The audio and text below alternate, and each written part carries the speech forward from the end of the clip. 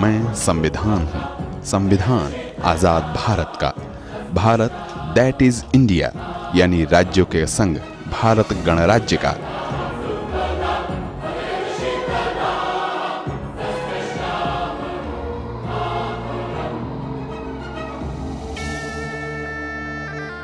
मैंने आज अपने जीवन के 60 साल पूरे किए हैं।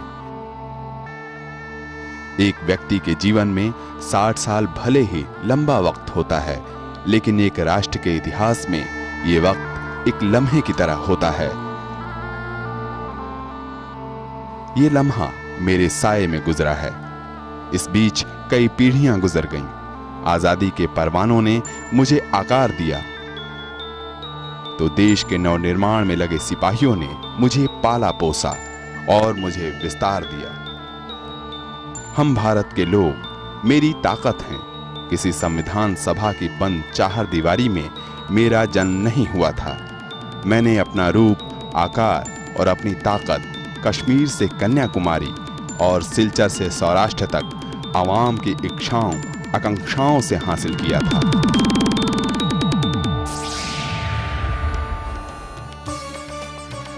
लोग बताते हैं कि मेरा जन्म 26 जनवरी 1950 को तब हुआ था जब हम भारत के लोगों के सपनों के भारत को कलमबद्ध कर अधिनियमित किया गया। On and from this, the 26th day of January 1950, India, that is Bharat, shall be a sovereign, democratic republic, and the Union and its component parts, the states, shall exercise all powers and functions of government and administration in accordance with the provisions of the said Constitution.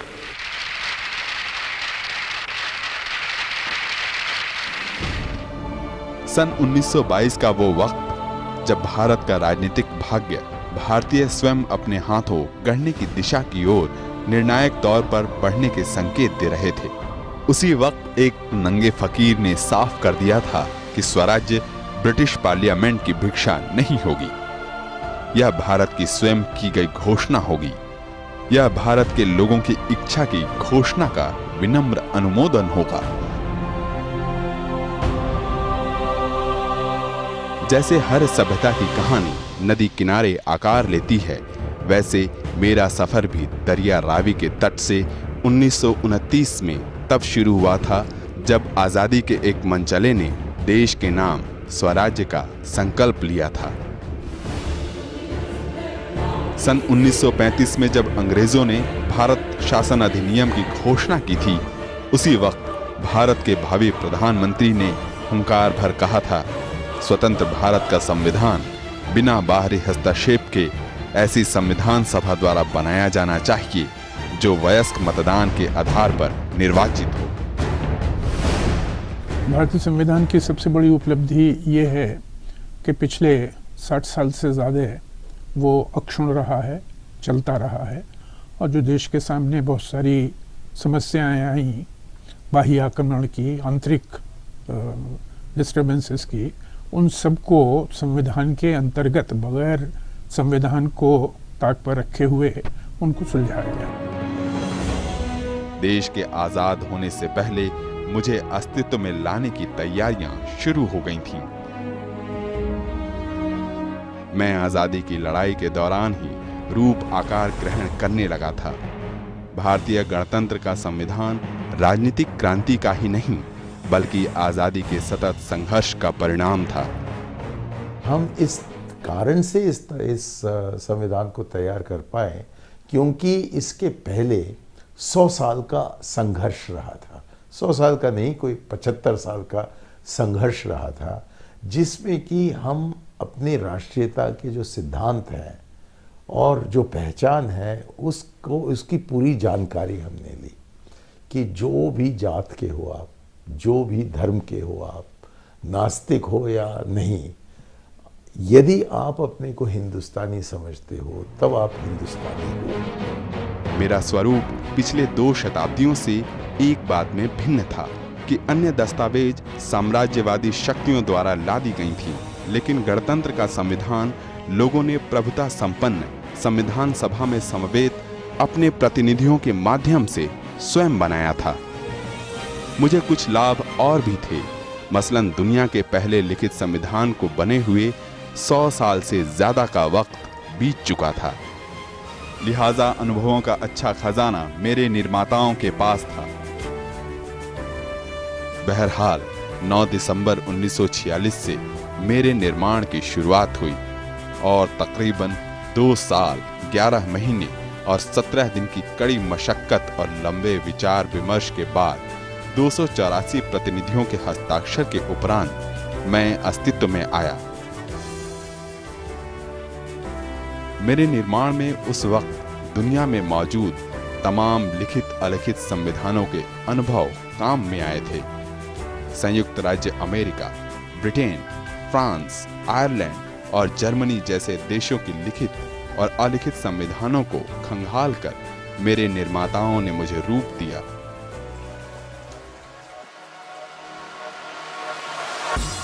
कुछ आलोचकों ने इसे पैबंद कहा।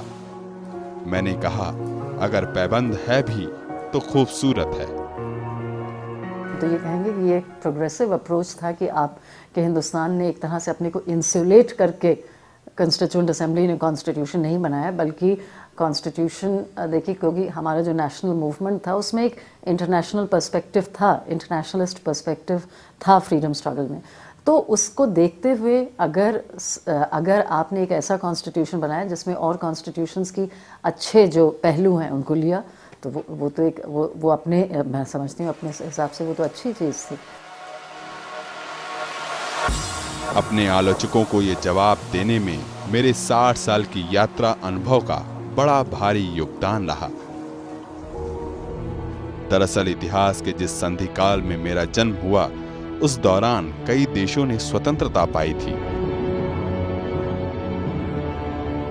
इन तमाम देशों में संविधान की मर्यादाएं वक्त बेवक्त खंडित होती रहीं, जबकि मैं अपनी नागरिकों की इच्छाओं, आकांक्षाओं के अनुरूप रोज नित नए मुकाम पर खड़ा होता गया।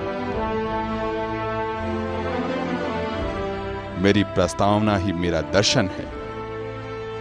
हम भारत के लोग इस संविधान को अंगीकृत, अधिनियमित और आत्मार्पित करते हैं। ये शब्द भारत के लोगों की सर्वोच्च प्रभुता की घोषणा करते हैं, यानी कि एक स्वतंत्र और प्रभुता संपन्न राज्य जिसकी संप्रभुता की ताकत उसके लोगों में निहित है। लोग जिनसे मिलकर गणराज्य बनता है, जिसका प्रमुख राष्ट्रपति है और इस देश का कोई भी नागरिक राष्ट्रपति हो सकता है। अपना कॉन्स्टिट्यूशन का डायरेक्ट प्रिंसिपल स्टेट पॉलिसी है, वो जनता के लिए है। हर एक को काम मिलना चाहिए, हर एक को विद्या मिलना चाहिए, हर एक को अपना उसका स्वास्थ्य के लिए करना चाहिए, और लेडीज़ के लिए वेटरन रिलीफ वगैरह रहना चाहिए, वो लोगों को प्रसूति का टाइम में वो लोगों को ध्यान करने का, और बच्चों को काम पे लेना करना ऐसा निषेध करना है। कई चीज़ लिखा हुआ है, और अनटचेबिलिटी प्रोहिबिटेड है अपना कॉन्स्टिट्यूशन का, वो तो फंडामेंटल राइट में लिखा हुआ है। तो लेकिन ये सब चीज़ लिखने के बावजूद भी वो अमल में पीछे रह गया था। 42वें संविधान संशोधन के जरिए समाजवाद और पंथ निरपेक्षता के आदर्श को जोड़कर इस लोकतांत्रात्मक गणराज्य के आधार को और भी विस्तृत किया गया। सामाजिक, आर्थिक और राजनीतिक न्याय, विचार, अभिव्यक्ति, विश्वास, धर्म और उपासना की स्वतंत्रता और उन सब में व्यक्ति की गरिमा और राष्ट्र की एकता और अखंडता सुनिश्चित करने वाली बंधुता बढ़ाने जैसे आदर्श को मुकाम तक पहुंचाने और लोक कल्याणकारी राज्य की संकल्पना को आधार प्रदान करने के लिए मुझ में मूल अधिकार और नीति निर्देशक जैसे तत्व शामिल किए गए।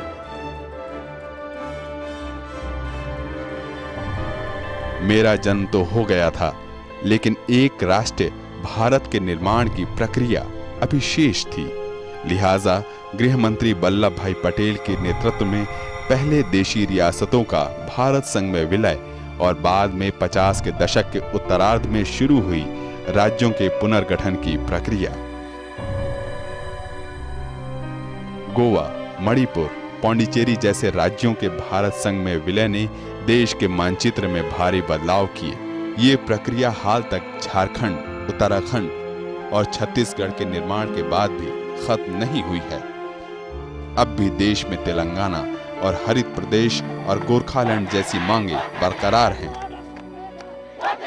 पंजाब जब इतना बड़ा था तो मैं समझता हूँ कि अच्छा हुआ पंजाब का बंटवारा हुआ, क्योंकि पंजाब के बंटवारे से हिमाचल जो कि एक बैकवर्ड एरिया था वो बहुत ही बैकवर्ड था, वो आज इतनी प्रोग्रेस कर गया है। वो सिर्फ इसलिए कि एक छोटा है और हिमाचल के लोगों को, अपने लोगों को जो वहाँ रहते हैं, मौका मिला है खर्चने का। भाई भाई का फीलिंग आम जनता में, इसको प्रमोट करना है, इसको बढ़ाना है और एकता के वास्ते कोशिश का प्रयास करना चाहिए। कोई बोलेगा मेरे को बोडोलैंड दो, कोई बोलेगा हरित प्रसिद्ध होना, कोई बोलेगा मेरे को क्या बोलते मेरे को गोरखालैंड चाहिए, बुंदेलखंड चाहिए, ये चाहिए, वो चाहिए, तेलंगाना चाहिए, विदर्भ चाहिए। तो क्या हो रहा है देश में? अपना एक देश है या टुकड़ा टुकड़ा कर करके अपना भेदों के ऊपर अपन चलेंगे? तो ये एक चीज़ हर एक व्यक्ति को सोचने वाली बात है।